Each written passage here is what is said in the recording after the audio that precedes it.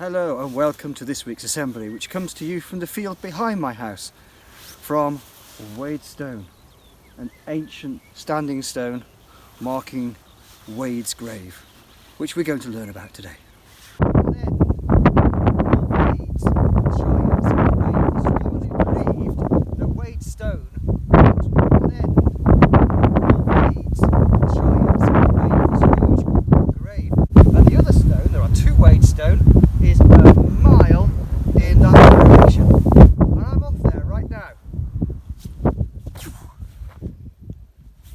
And here I am at the other end of Wade Stone.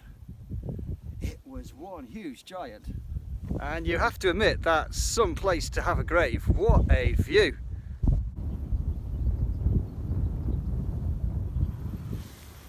And now we've moved to the front of my house, to a different field. This behind me is Wade's Hill. It's also, I've just discovered, a Neolithic burial mound. This means it is at least 4,000 years old.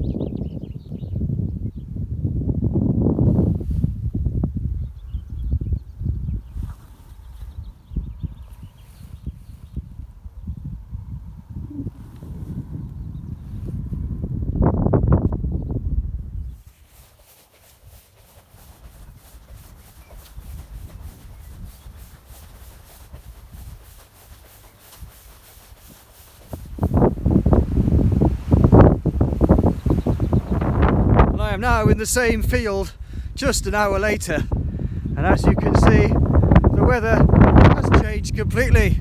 This is typical of May. Even Shakespeare said, "Rough winds do shake the darling buds of May." It's windy. And then, just a day later, the sun's out again, it's lovely and warm, and somebody's been and cut the grass. Well, thank you for that. So, get out there when you can, and get exploring what's around you. Have a look at a map, see what you can find. It's all about discovering what's close to home. See you next week.